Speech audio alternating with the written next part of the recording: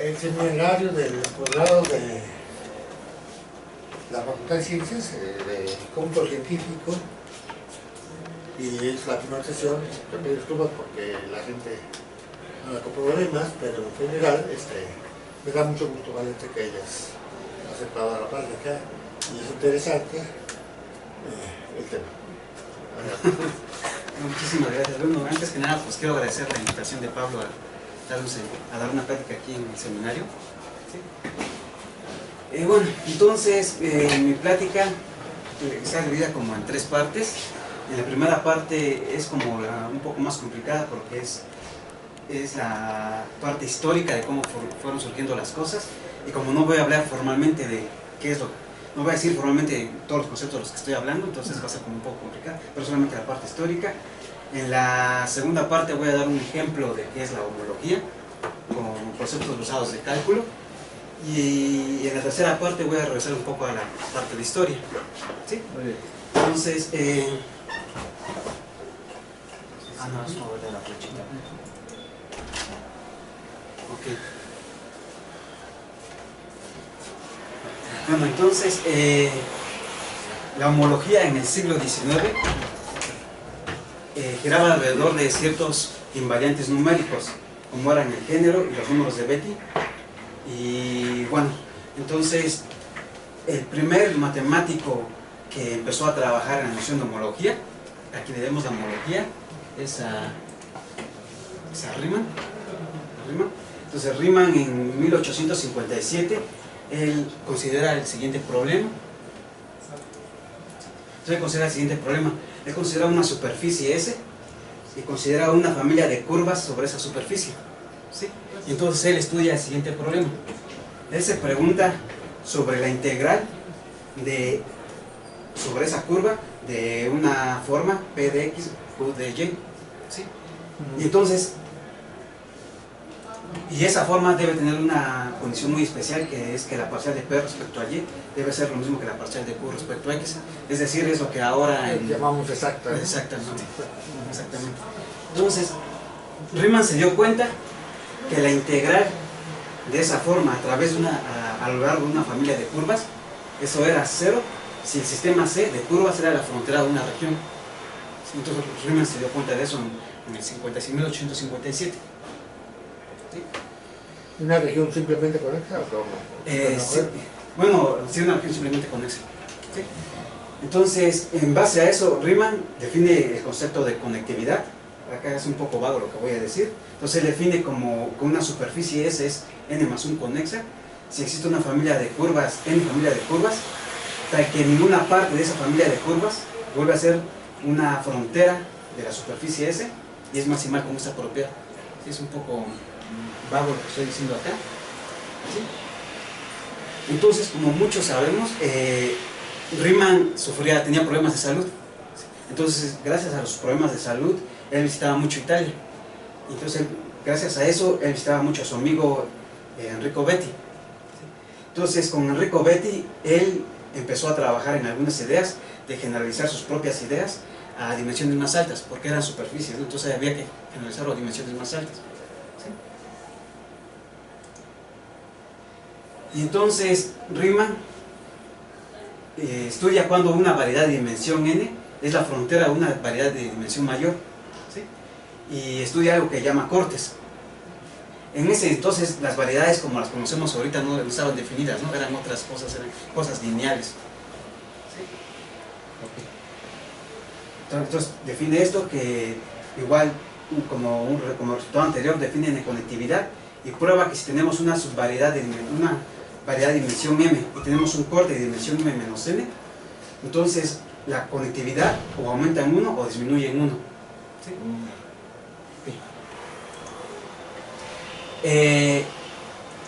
La prueba que da Riemann de este resultado tiene un error porque depende de cierta elección de una base de lo que él llama cortes, y entonces ese error fue encontrado por Paul Hegar en 1898. ¿Sí? Entonces, siguiendo las ideas de Riemann, Betti demuestra el mismo resultado sin utilizar la dependencia de una base de cortes. Desafortunadamente, el mismo matemático Paul Hegar vuelve a encontrar un error. ¿Sí? Entonces, como dato histórico, bueno, Paul Hegar era un matemático danés que fue muy crítico del trabajo de Poincaré. Muy bien. ¿Ahí estaba con Poincaré? No, bueno, leía los trabajos de Poincaré y como que sí, Ahí exactamente. te inspiraba. Sí. Entonces, aquí es cuando entra en juego otro de los matemáticos, que es Poincaré.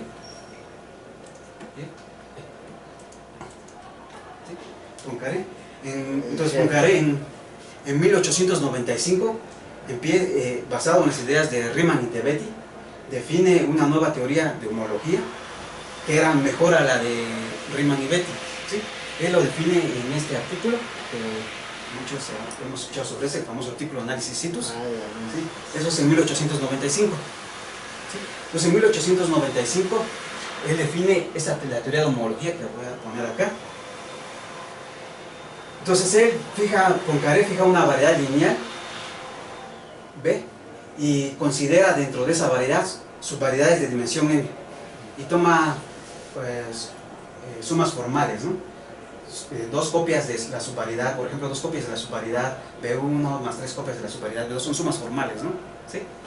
Y entonces introduce lo que se le llama una relación de homología. Poincaré dice que esta suma formal es homóloga a cero si existe una variedad de dimensión n más 1, tal que esa subvariedad W, la frontera de esa subvariedad consta de K1 copias de la variedad BI. Entonces es lo que define Poincaré en Análisis Situs. Okay. Entonces, por ejemplo, en este ejemplo, tenemos que la suma formal de la curva C1 más la curva C2 más la curva Cn más la curva C, eso es homólogo a cero, porque es la frontera de la región azul, ¿no? ¿Sí? Entonces así era como definía Poincaré su relación de homología. Ok. Entonces Poincaré dice cuando una familia de subvariedades es linealmente independiente. Entonces él dice que una familia de variedades linealmente independiente si no hay una combinación lineal de tal forma que esa suma formal de esas variedades sea homóloga a cero. ¿Sí? Es decir, esa combinación lineal no es la frontera de una subvariedad de dimensión mayor. O sea que no hay ninguna variedad de la cual lo puede hacer frontera. Exactamente. Sí. Sí. Y define el enésimo número de Betti, Bn más 1, donde Bn es el número maximal de subvariedades linealmente independientes. Bueno, posteriormente los números de Betti ahora actualmente son los Bn, ya no es el Bn más 1. Sí, pero en ese entonces era Bn más 1. Ok. Entonces en 1900 Poincaré... Perdón, regresas sí. a la anterior. Entonces, ¿dejamos qué ando? Bn es el número maximal de subvariedades linealmente independiente. Sí, donde linealmente independiente era lo que él introdujo acá, ¿no? Que no había una combinación formal de esas variedades que fueran frontera de algo mayor. Ok. Entonces en 1900 Poincaré introduce lo que son los coeficientes de torsión. Esos coeficientes de torsión él los obtenía a través de una matriz. Y esa matriz Poincaré la obtenía a través de cierta información que le daba la variedad. Entonces haciendo operaciones elementales en las matrices, Poincaré llevaba esa matriz a una forma diagonal. Y los elementos de la diagonal eran los que llamó los coeficientes de torsión. Muy bien. Entonces, entre los años 1900 y 1925, los topólogos se dedicaron a clarificar las ideas de Poincaré, ¿sí? Y se inventaron varias, y básicamente la homología que estudiaban los topólogos entre ese periodo eran homología que se obtenían a través de las matrices que había dado Poincaré, y básicamente eran numeritos, o sea, básicamente eran solo números en ese entonces. ¿Y por qué hago el hincapié de hasta 1925? Porque en 1925 cambia el punto de vista. En 1925 cambia el punto de vista con Emmy Noether. Entonces Emmy Noether es como la heroína de los algebristas, ¿sí? Ella en 1925, en una plática que estaba dando en Gotinga, en Alemania, ella hace la siguiente observación. Ella dice que detrás de los numeritos que estaban estudiando los topólogos había una estructura subyacente, era que la homología se podía ver como un grupo. ¿Sí? Entonces, a partir de 1925 es cuando la homología ya se ve desde un punto de vista más moderno, que es la teoría de grupos. ¿Sí? Y bueno, hasta antes de 1925 solo eran numeritos, ¿no? Lo que se llaman los topólogos. ¿Sí? Por esos años, igual Heinz Hoff y Paul Alexandrov estaban en Alemania, en Gotinga, y influenciados por el trabajo de Emil Noether, ellos vieron que el punto de vista de Emil Noether de considerar la homología como grupo era muy importante. Entonces, a partir de este momento, la idea de que la homología era un grupo se extendió en todo el mundo. ¿Sí? Fue en 1929 cuando el matemático Walter Mayer introduce las nociones puramente algebraicas de lo que es la homología. Él introduce lo que son los complejos de cadena y lo que es la homología de un complejo. De esa parte voy a hablar un poquito más adelante de mi plática, ¿sí? Pero desde este punto de vista ya se empieza a estudiar puramente algebraico, ya sin hacer referencia a un espacio topológico, desde 1929. Entonces, bueno, como nota histórica, Walter Mayer era amigo de Einstein, y de hecho era considerado, bueno, tenía el apodo de la calculadora de Einstein. Le decía la tabla chica. ¿Cuál? Le decía la tabla chica. Bueno, así no sé, pero tenía la calculadora, era el apodo mismo que no. Era un matemático austriaco. Ok, entonces empecemos con, por lo menos quiero que en esta plática se lleven una idea de lo que es la homología, ¿sí? Entonces nosotros empezamos con esa pregunta sencilla.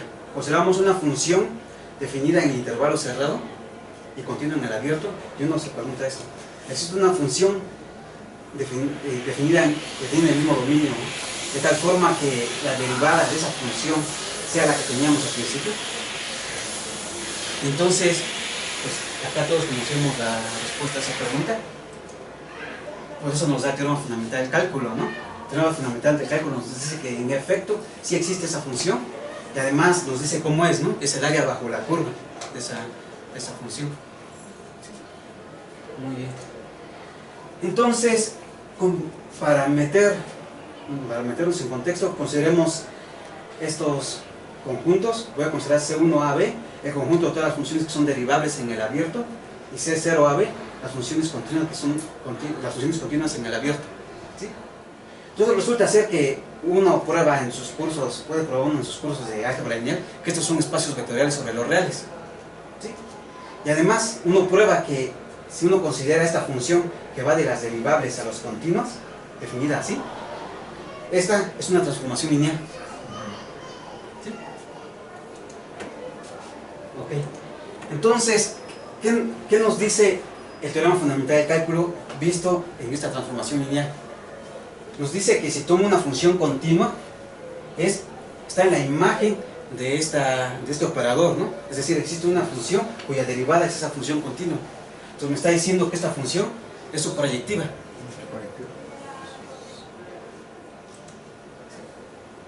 Eso es lo que me está diciendo. Entonces uno pues, se pregunta sabemos que es una transformación lineal, uno se puede preguntar por el Kernel. ¿Cuáles son las funciones derivables que van a dar al cero? Pues de nuestros cursos de cálculo sabemos que son ¿qué? Son las funciones constantes, ¿no? Constantes en el intervalo cerrado AB. ¿Sí?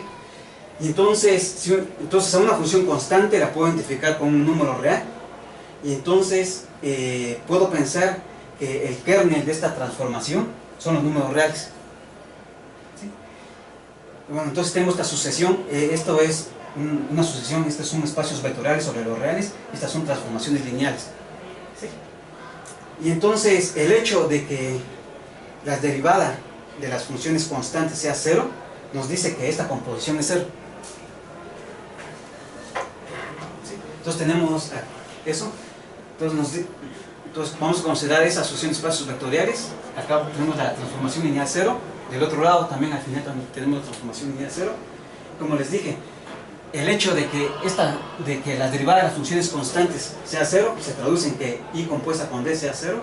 y pues obviamente la otra relación de que D compuesta con la transformación lineal 0 es la transformación lineal 0, ¿no?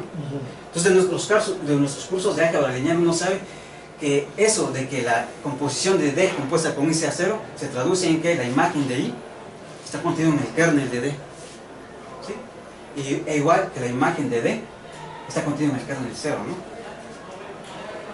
Bueno, pero como la imagen de del operador derivada está contenido dentro del kernel de la transformación lineal 0, uno puede formar el espacio vectorial cociente. Uno puede formar este espacio vectorial, ¿no? ¿Qué es lo que uno hace en este espacio vectorial?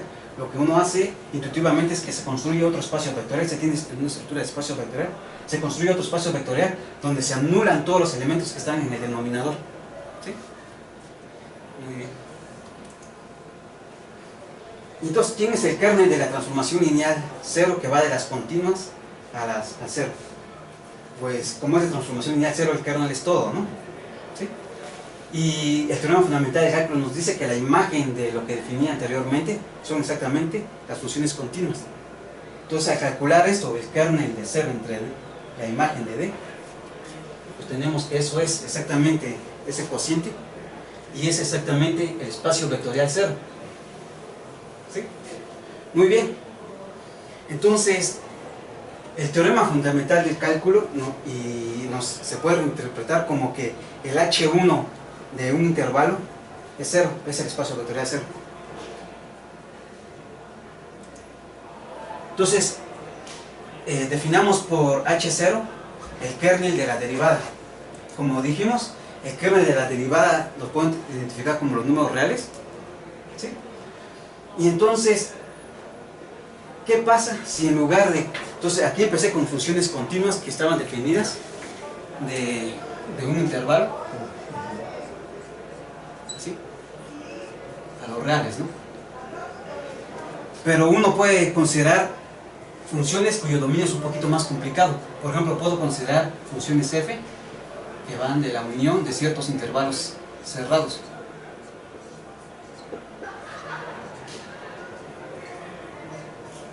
Los reales, de tal forma que es derivable en cada punto en los intervalos abiertos, ¿sí? Muy bien. Y entonces, si esta función, esta función le podemos calcular la derivada en cada punto, ¿sí? Entonces, ¿qué podemos decir de esta función? Si la derivada, si f' de x es igual a 0 para todo x en la unión de los x en la unión de los a y b, o sea, del interior de ese conjunto. ¿Constante por cacho? Exactamente, exactamente. Entonces, lo que uno sabe es que es constante en cada pedacito. O sea, no es una función constante global, ¿no? Pero sí es constante en cada intervalo cerrado. Y entonces, si la derivada de una función es 0, entonces cada pedacito me arroja una constante. Y entonces lo que me está diciendo es que el kernel de...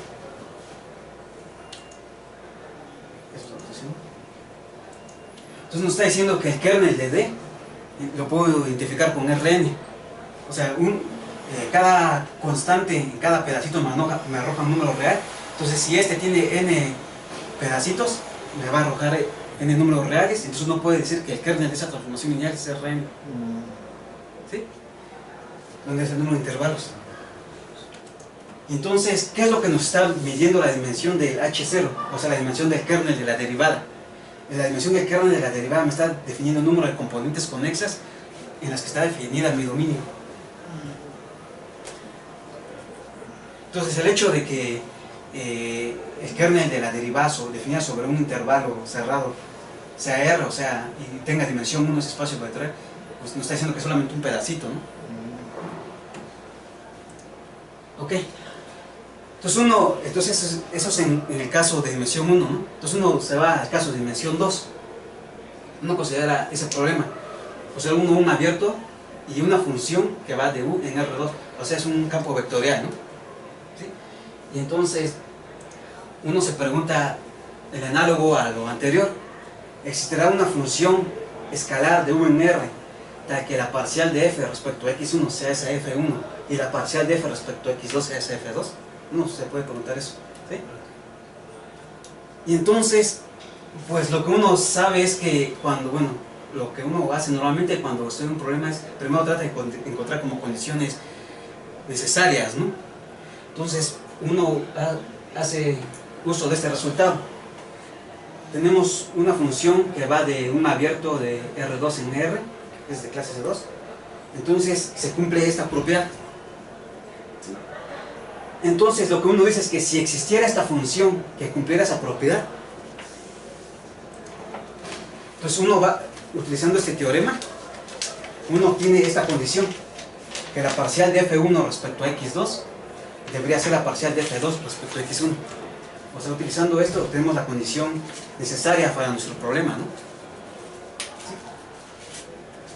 Bueno, entonces uno se pregunta, ¿esa condición es suficiente? Es decir, si tengo una función que cumple estas propiedades, ¿sí existe una función que sea solución a mi problema? Eso depende de la geometría de la región, ¿no? Exactamente. Y entonces, desafortunadamente, o más bien afortunadamente, eso no siempre es cierto. Y acá este es un ejemplo clásico. Pues uno considera U R2 menos el origen, y uno considera este campo vectorial, ¿sí? Y entonces uno puede demostrar, se puede demostrar fácilmente que cumple las condiciones necesarias del problema, es decir, la parcial de W1 respecto a X2 es lo mismo que la parcial de W2 respecto a X1, las cumple. Sin embargo, como un ejercicio que viene en el cálculo en variedades o en muchos otros libros, como es un ejercicio muy clásico, se demuestra que no existe una función que va de U en R de tal forma que sea la solución a nuestro problema, ¿sí? Muy bien, tenemos eso. Entonces, ¿cuál es el problema? El problema es que R2 menos A0 geométricamente tiene un hoyito ahí, ¿no? O sea, ahí hay un problema. Entonces nos está diciendo que en realidad, bueno, entonces se puede probar que si uno tiene una función definida sobre este abierto, R2 menos el origen, y cumple las condiciones necesarias del problema, la única obstrucción para que se haya solución a nuestro problema es la función que les di anteriormente. O sea, la única obstrucción para que cualquier otra función, si tenga solución, es esta. ¿Sí? ¿Y eso qué quiere decir con la única obstrucción? Que si tenemos una función que va de U en R2 de tal forma que satisface las condiciones necesarias de mi problema, entonces va a existir un real de tal forma que si a f le resto lambda veces la función que definí anteriormente, para esa función sí va a existir solución. O sea, el único problema para que exista una solución a mi problema es esta, ¿no? Entonces, si se la quito, si se le resto un número de veces, pues sí hay solución.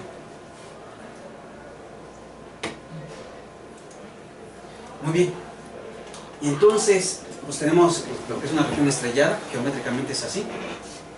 Tenemos un resultado muy clásico de cálculo que nos dice lo siguiente, que es el lema de Poincaré, que tenemos una región estrellada y tenemos una función que va de U en R2 que satisface las condiciones necesarias de mi problema. Entonces para esta función sí existe solución. Este es un resultado clásico de Poincaré, ¿sí? Entonces ahora lo que quiero hacer es reinterpretar el resultado de Poincaré de otra forma, ¿sí? Entonces antes de eso, lo que nos está diciendo este lema es que la solución a nuestro problema en realidad no solo depende de la función, sino también depende del dominio, de la geometría de donde está definida nuestra función. Entonces queremos reinterpretarlo. Entonces para eso voy a introducir, dado un abierto U de R2, introduzco C infinito U, RK, como todas las funciones de clase C infinito que van de U en RK, ¿sí? Te pongo de clase infinito para evitarme problemas de diferenciabilidad y todo ese tipo de cosas. Entonces uno puede definir un operador, que es el operador rotacional, ¿no? Que es a una función, a un a un campo vectorial, uno le puede asociar una función escalar que está definida así, que va de U en R2. ¿Sí? La rotacional, ¿no? Como la parcial de F1 respecto a X2 menos la parcial de F2 respecto a X1. ¿Sí? Y entonces, en nuestros cursos de cálculo, uno demuestra igual que estas son espacios vectoriales, y se demuestra que el rotacional es una transformación lineal. Entonces uno también puede introducir, entonces, que la condición necesaria de nuestro problema, que es que la parcial de F1 respecto a X2 sea la parcial de F2 respecto a X1, se traduce en que si paso esto del otro lado restando, eso me da igual a 0, ¿no? Lo que quiere decir es que está en el kernel del rotacional, ¿no? ¿Sí? Entonces, esa es mi condición necesaria, se traduce en que esa función esté en el kernel del rotacional. También vamos a introducir otro operador, que es el operador gradiente. Entonces, el operador gradiente a una función escalar le asigna un campo vectorial de esta forma, ¿no? ¿Sí?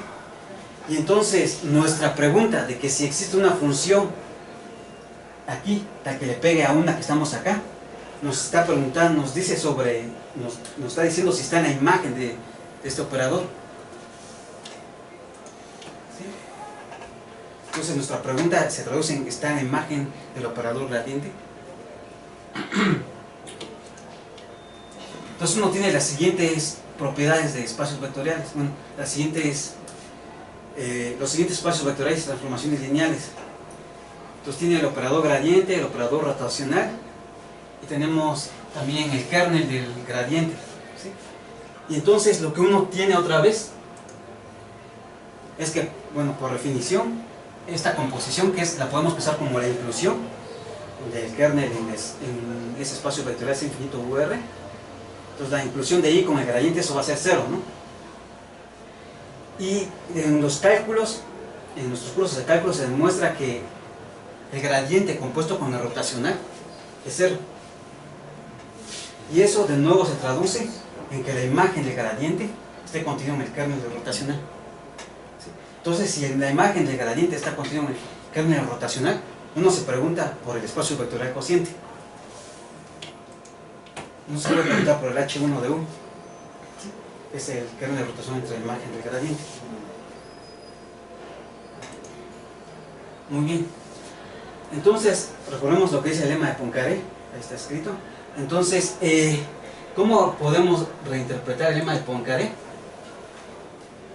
Entonces, el lema de Poincaré nos decía que teníamos una función que satisfacía nuestro problema, nuestras condiciones necesarias. Entonces, sí existía una solución a nuestro problema, ¿no? Entonces, ¿qué tenemos?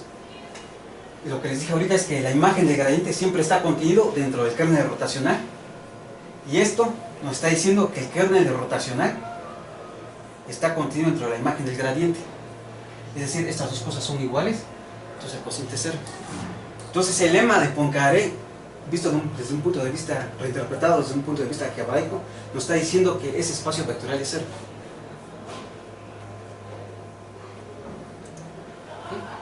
Y entonces, ¿qué es lo que nos está diciendo?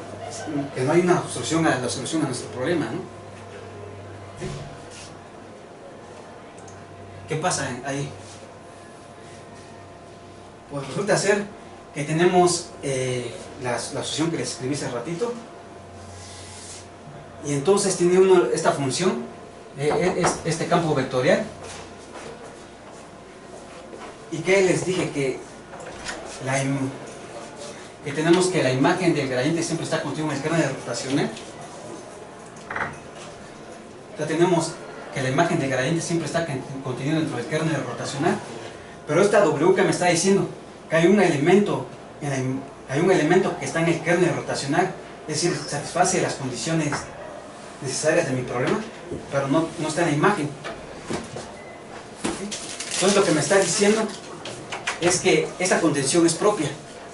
O sea, hay un elemento aquí, que es este W, que no está acá. Entonces, si estas dos cosas no son iguales, al hacer el cociente, al hacer el cociente del kernel rotacional entre la imagen, hay algo que sobrevive. No sabemos qué es, pero hay algo que sobrevive. Entonces nos está diciendo que el H1, que se define como el kernel sobre la imagen, eso es distinto del espacio vectorial 0. Entonces, ¿cuál es la filosofía de todo esto? Que si el H1 de nuestro, que es el kernel de rotación entre la imagen, es 0, entonces sí hay solución a nuestro problema. Y si es distinto de 0, ¿qué podemos decir si es distinto de 0?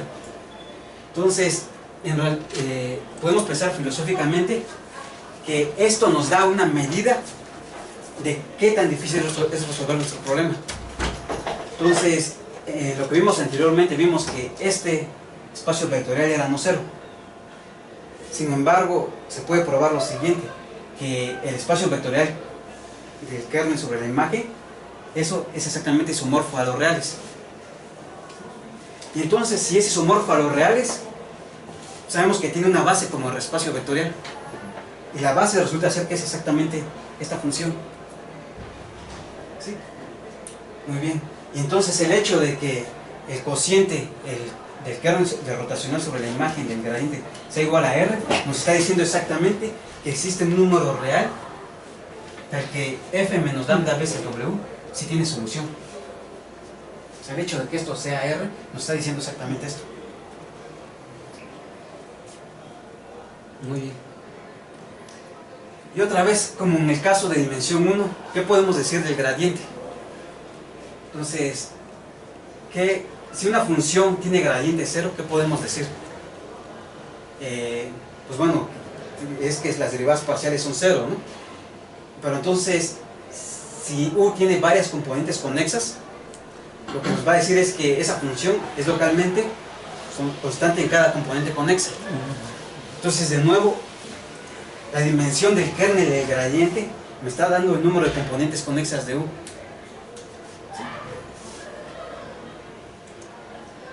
Ok, y bueno, en el caso de R3, pues tenemos, aparte del gradiente, tenemos el rotacional y tenemos la divergencia. Entonces, de nuevo, pues ahí están definidos, no los voy a decir. Entonces, de nuevo, se tiene esta sucesión de espacios vectoriales. Gradiente, bueno, espacios vectoriales con transformaciones lineales, gradiente, rotacional y divergencia. Y de nuevo en cálculo se puede demostrar que esto es por definición, que la composición del gradiente con el rotacional es 0, que la composición del rotacional con la divergencia es 0. ¿Sí?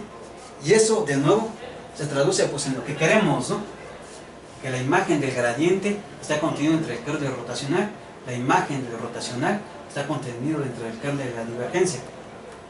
Entonces, si uno tiene estas contenciones de espacios vectoriales, uno puede formar estos espacios cocientes. ¿Sí?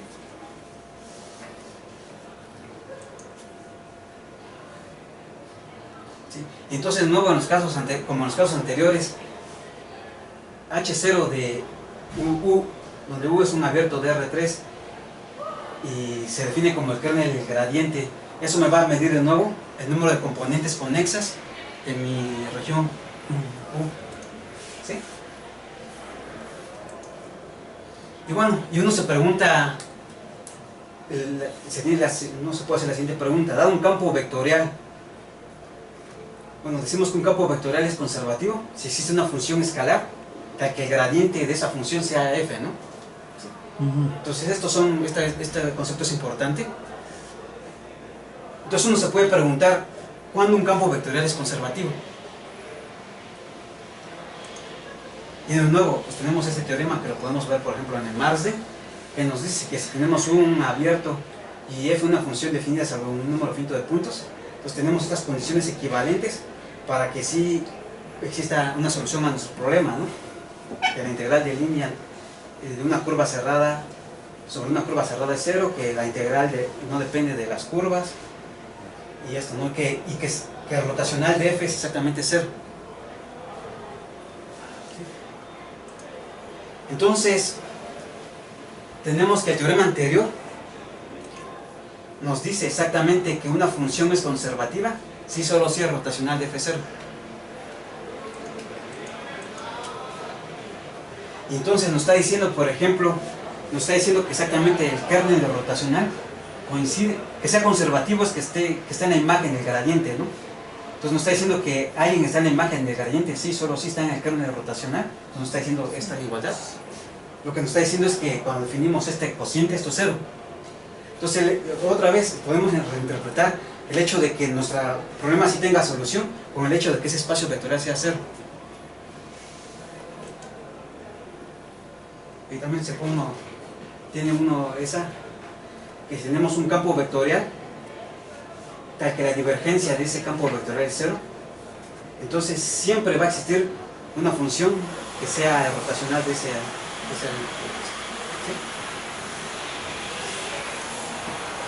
Esto lo que quiere decir es que el kernel de la divergencia está contenido dentro de la imagen rotacional. ¿Sí? Pero como les había dicho, siempre se tiene la contención que la imagen está contenida dentro del kernel. Entonces, de nuevo, me está diciendo que el H2 cuando U es R3, por ejemplo, es cero. Este espacio cociente es cero.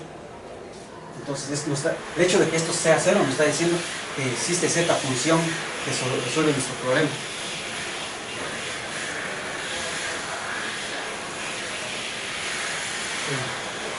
Entonces, bueno, aquí también se puede uno preguntar por lo siguiente, que tenemos una función continua. Y entonces existe una función que va de U en R3, de tal forma que va a ser la divergencia de alguien, ¿sí? Tal que F va a ser la divergencia de G. Entonces, lo que nos está diciendo esta proposición es que la divergencia que va de este espacio vectorial a este espacio vectorial es una función subproyectiva. Entonces el H3, que se define como el kernel de la transformación lineal cero entre la imagen de la divergencia, vuelve a ser otra vez cero. Entonces, de nuevo, el hecho de que exista una solución a nuestro problema se traduce en que un espacio vectorial sea cero. Y bueno, entonces tenemos el lema de Poincaré para R3. Entonces tenemos el H0 siempre que nos va a medir, bueno, es un espacio vectorial sobre los reales, y lo que nos va a medir es el número de componentes conexas, ¿sí? Entonces, si tenemos una forma estrellada sobre R3, pues ¿cuántas componentes conexas tiene? Pues una, ¿no? Entonces por eso es que es R. El lema de Poincaré para R3 nos dice eso. Por ejemplo, la parte B nos está diciendo que sobre una forma estrellada siempre vamos a poder encontrar el potencial de tal forma que el gradiente de G sea F. Si da una función cuyo rotacional es cero, siempre vamos a poder encontrar la función tal que el gradiente de esa función es exactamente la que teníamos anteriormente.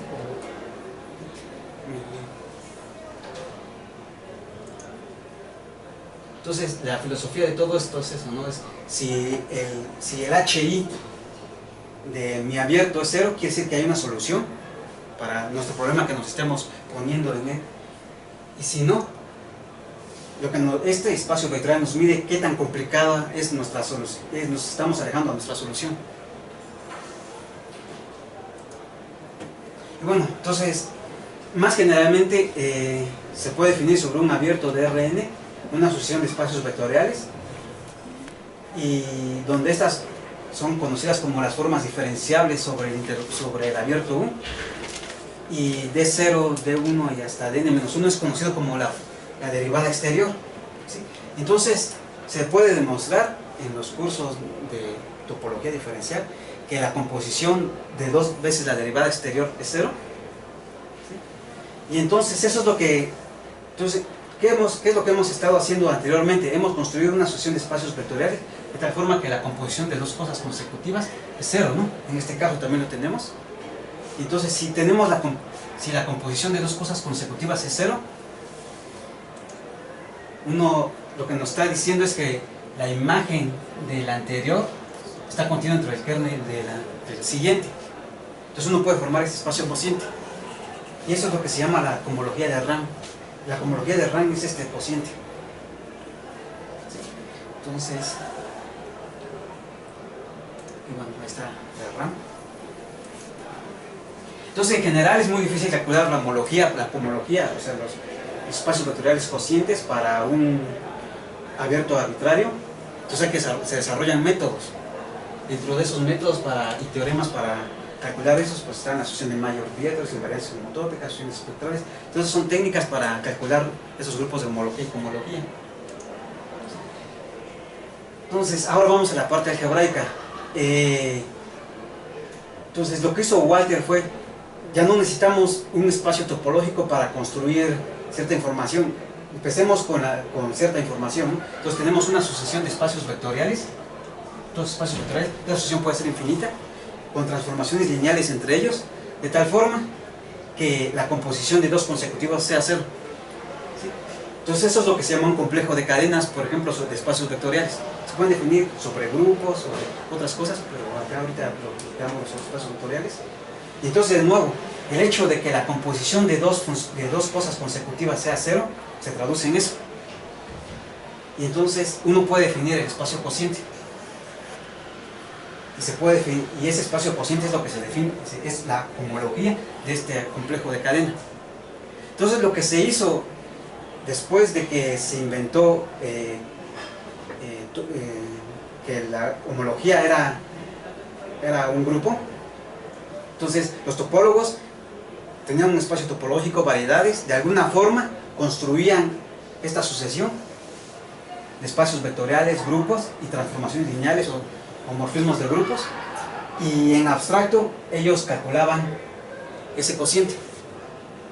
Que por ejemplo para la cohomología de RAM, pues estas son las formas diferenciales y estas son las derivadas exteriores. Para otras teorías de cohomología, estas son otras cosas distintas, son complejos superficiales y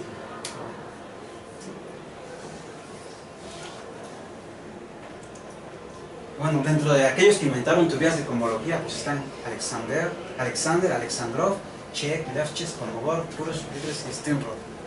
¿Sí? Muy bien. Entonces, ¿quién introdujo la cohomología de RAM? Pues obviamente de RAM en su tesis doctoral, pero él no fue quien introdujo el complejo de formas diferenciales con la derivada exterior. Quien la introdujo fue Élie Cartan. Élie Cartan introdujo unos años antes lo que era el complejo de formas diferenciales. ¿Sí? Entonces Élie Cartan conjeturó lo siguiente, que los números de Betti de una variedad era el número máximo de formas cerradas, de tal forma que ninguna combinación lineal de esta forma era exacta. ¿Sí? Y entonces lo que hizo de RAM fue demostrar la conjetura de Cartan. Y para la demostración él utilizó esta forma bilineal, pues, que tiene que ver con el teorema de Stokes, ¿no? Y bueno, entonces a grandes rasgos la homología, que es para definirla, pues uno define una sucesión de espacios vectoriales, por ejemplo, transformaciones lineales, de tal forma que la composición de esas transformaciones, la composición consecutiva de transformaciones lineales sea cero, de forma uno puede formar el espacio cociente, en abstracto, ¿no? O sea, no puede definirlo así.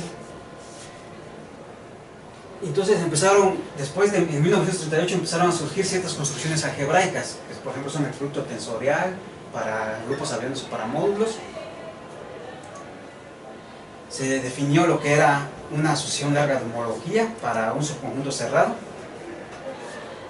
Y en 1942 aparecen las construcciones de ciertos objetos que utilizamos mucho en álgebra, que es el OM y el X, que se deben a Eilenberg y MacLane. En 1944 Eilenberg y MacLane definen lo que es una teoría de homología singular. Entonces en 1945 Eilenberg y Steenrod tratan de dar una axiomatización de todas las teorías de cohomología y enuncian ciertos axiomas que ahora son llamados como los axiomas de Eilenberg y Steenrod. En 1934 Reinhold Baer en álgebra estudia una construcción que se llama extensiones de un grupo por otro, y él observa que esas extensiones de un grupo por otro forman un grupo junto con una operación que ahora llamamos la suma de Baer. Y bueno, entonces en 1941 este matemático estadounidense Saunders Mac Lane da una serie de pláticas en la Universidad de Michigan y él calcula los grupos de extensiones Z por Z1 entre P. Dentro de su audiencia estaba este matemático, Samuel Eilenberg, que era un matemático polaco que apenas había llegado a Estados Unidos y trabajaba como asistente en Michigan también, y él había asistido a todas las pláticas de MacLane, salvo a la última. Entonces él le pide que explique qué fue lo que vio en la última plática, y después de que termina su explicación MacLane, Eilenberg nota que lo que había calculado Samuel Eilenberg, lo que había calculado MacLane, era el dual de algo que él estaba estudiando. ¿Sí? Y además nota que el grupo que calculó MacLane, que es coincidía con un grupo de homología que ya había calculado Stirnrod. Entonces después de esa observación empiezan a trabajar conjuntamente y tienen un resultado muy importante que es publicado en el Annals of Math. Ellos en este artículo ven cuál es el rol que juega el grupo de extensiones en la homología. Entonces, el grupo de homología que calculó Stirnrod es como el grupo de homología de un selenoide, y el selenoide es como el límite de cierto proceso. Acá vemos como 2 pasos, 3 pasos de ese límite. O sea, lo que se obtiene en el límite de ir iterando cierto proceso es lo que se llama selenoide. Bueno, entonces Eilenberg y MacLane descubren ciertos isomorfismos que son muy utilizados en álgebra y estudian que el ohm, esta construcción algebraica, preserva flechas y la otra las invierte, en el artículo de 1942. Muy bien, entonces en 1942 empiezan a surgir lo que se llama ahora teoría de categorías. Entonces la teoría de categorías, cuando inició, que es con Eilenberg y MacLane, ellos era solamente un lenguaje. Era un lenguaje que les ayudaba a tratar de explicar ciertas cosas que habían salido en topología algebraica para explicar homología y cohomología. ¿Sí? Entonces ellos acuñan los términos funtor y isomorfismo natural en 1942. Posteriormente, en 1945, surge la noción de categoría y transformación natural. ¿Sí? Entonces, en estos años fue cuando surge lo que ahora todo el mundo conoce como teoría de categorías. ¿Cuál es cómo fue la recepción de ese artículo del 45? En sus inicios era solamente un lenguaje. Entonces, pues acá, por ejemplo, Eilenberg y MacLane mencionan que mientras Norman Stirnrod dijo que no había artículo que lo hubiera influenciado más en la vida, o sea que era el superartículo, un topólogo algebraico también dijo que no había artículo más trivial en su vida, porque solamente era de un lenguaje que no decía nada nuevo.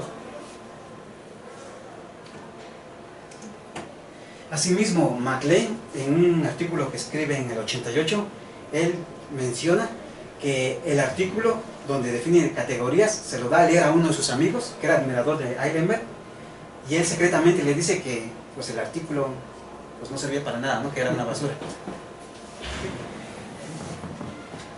Pero bueno, entonces tenemos a Serge Lang, le debemos la siguiente frase, bueno, no se la debemos, es conocida por él, que nos dice lo siguiente, que la teoría de categorías es General Abstract Nonsense. Entonces todos, y bueno, y esta frase resume lo que se sentía en esa época, ¿no? Que la teoría de categorías no servía para nada. Y esa frase pues se debe en realidad a Norman Stirnrod, pero la hizo famosa Lang en su libro de álgebra. Pueden checar el libro, está en la biblioteca de hecho. Entonces en ese libro menciona esta frase, que la teoría de categorías es General Abstract Nonsense. Bueno, ya ahorita pues la teoría de categorías, en lugar de ser un lenguaje, ya pasó a ser una rama de las matemáticas, ¿no? O sea, pero en sus orígenes no hubo mucha aceptación hacia eso.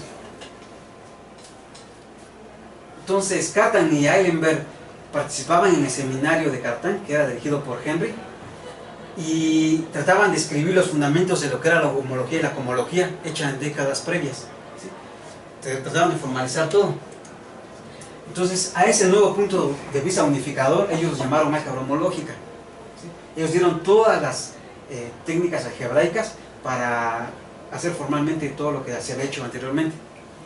Entonces surge el primer libro de álgebra homológica en el 56, es de Eilenberg y MacLean. Y entonces, como una nota, como un dato curioso, si ustedes checan en la página 151 del libro, entonces mencionan a Félix Resillas. Félix, mira nomás. Félix Resillas, que fue investigador de... Sí, sí.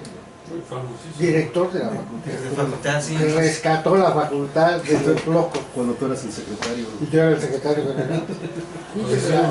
La escuela estaba dominada por la Asamblea General. No, el director tenía que ir allí a pedirles permiso. No, mira qué interesante.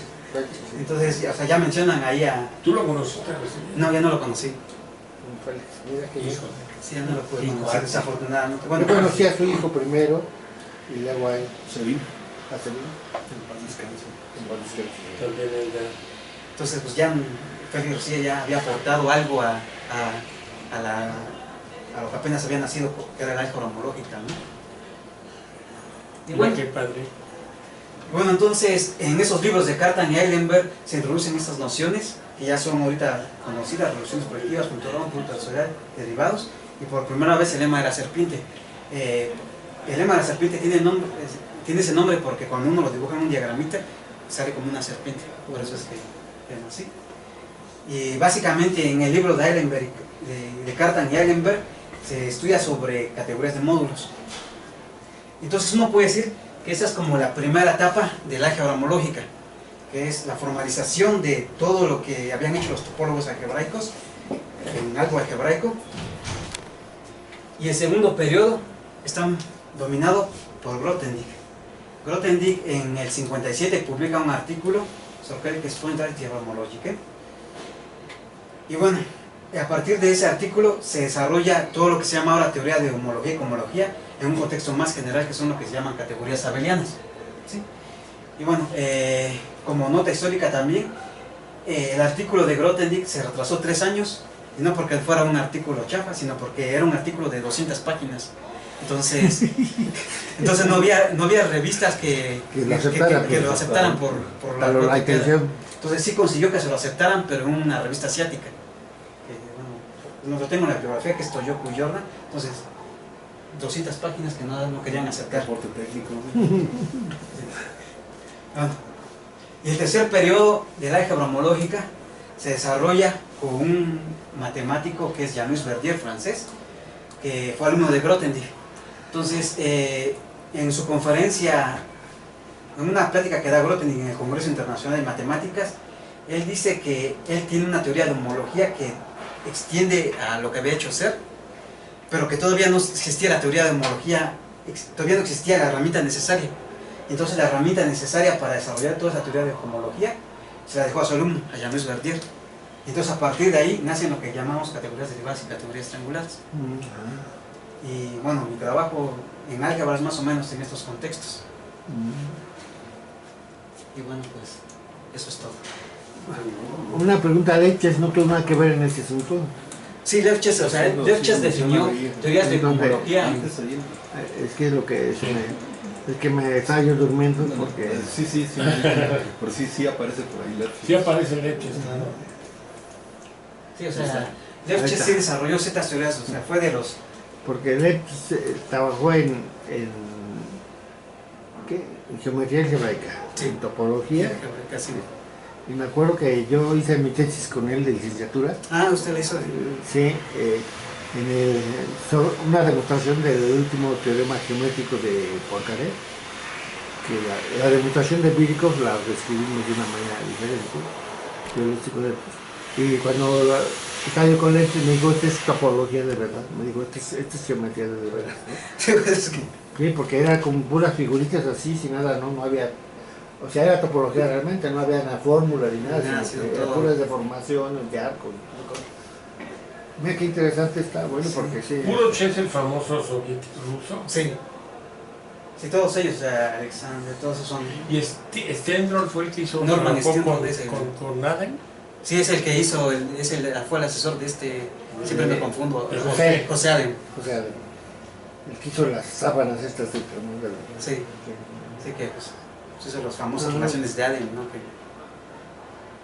Bueno, quien también trabajó en ese asunto, creo que fue el doctor Arturo Fregoso.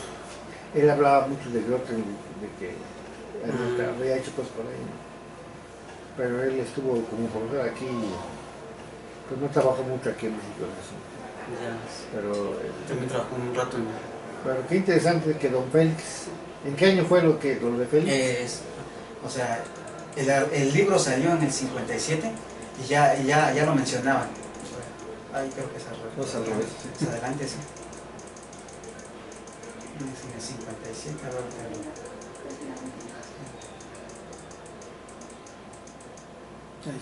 sí, el libro salió en el 56. Ah, El libro salió en el 56, entonces, pero ya lo mencionan. porque alguien que a mí me dio un curso o sea, de topología muy bueno, fue el doctor Roberto Vázquez. Roberto Vázquez, ya, sí. Y él fue el primero que me dio al final de la clase, que nos habló de las, ¿cómo se llama? De estas ¿cómo se llama? Para las categorías El álgebra esta de la guerra homológica. la álgebra homológica ya nos puso las secuencias exactas y todo el rollo para acá. Sí. No, Vázquez era un profesor increíble, ordenado, llegaba a escribir todo a la perfección, ordenado, todo muy bien. Era un maestro de... Un maestro fuera de serie, ¿no? Además, claro, muy ordenado, era alguien realmente Sí, pues, impactante. o sea, había una época muy buena, ¿no? Barajas, Sí, sí. Vázquez, Resillas, Sí. Aden. A ver, qué interesante. Muchísimo, ¿no? ¿Y tú cómo te interesaste, saber? Cuéntanos cómo te interesaste en esto. ¿Cuál fue tu camino? Bueno, es que, originalmente en mi tesis de licenciatura yo estaba indecisa entre hacer topología algebraica y álgebra. ¿Y topología algebraica con quién la que? Pues no sabía. Entonces, sabía que estaba Marcelo Aguilar en el instituto y Carlos Prieto, pero pues todavía no estaba indeciso entre hacer solo álgebra o hacer topología algebraica, una mezcla, ¿no? Ah, Entonces ya que fue cuando me encontré a mi asesor de licenciatura, maestría y doctorado, ¿quién? que Octavio Mendoza. Entonces él me dijo, bueno, si estás indeciso podemos hacer algo que te sirva para las dos cosas, si es que te decides ir después por alguna rama. Me dijo, vas a hacer, y mi tesis de licenciatura fue en categorías Categorías. avellanas, y pues ya así fue como empecé ya me seguí con él para la maestría, luego con el doctorado, y pues ahorita estamos haciendo cuestiones de categorías derivadas y triangulares. No lo dejaste descansar ni en la maestría. Sí, Yo sí te dejé descansar en la maestría. Sí, sí. Es que él trabajó conmigo la licenciatura y luego el doctorado. ya, o sea, por eso Sí. casi un descanso, ¿no? Sí, sí. Me dio No, un no sé descanso. si para él o para mí, pero Lo dejaremos para la serie. Sí. Pues qué bonito. Gracias. fíjate que el enfoque que me pusiste de dar primero de dónde salió y luego ya aventarte, yo creo que debería ser siempre así. Sí. Desgraciadamente hay profesores que lo hacen al revés. Primero se van a lo general A lo más y luego abstracto. dicen, Sí, y luego dicen, a ver, como caso particular, no manches, digo, no salimos de eso. Exactamente, pues sí, exactamente. Yo estoy exactamente en contra de eso, igual que lo que dices. Sí, es que sí, o sea, digo, en realidad la homología ahorita está en cosas súper Sí, abstractas, sí. pero los orígenes eran muy simples, ahora eran geométricos, eran Sí. estudiar curvas, integrales y todo, y ya después todo se abstrajo a... Sí, yo vi esa parte también, parte del trabajo de Poincaré, porque me tocó la fortuna de tener un seminario con Solomon Lepches aquí, y él dio un seminario y estábamos Berjowski, Juan José Ribao, Borges, Horacio, Horacio Tapia. no, un Horacio, Ah, y estaba yo, y entonces todos hicimos la tesis con los chicos. con Lepsius, ¿no? Y Lepsius dio los teoremas de punto fijo para ecuaciones diferenciales, ese tipo de cosas. Y entonces él comentó de pasada que había un teorema famoso de Poincaré sobre punto fijo, ¿no? Sí. Y entonces yo me puse a leer por ahí, vi los libros los artículos de Poincaré, y Sí. son muy interesantes porque tiene ahí toda la cuestión esta de mecánica cerebral.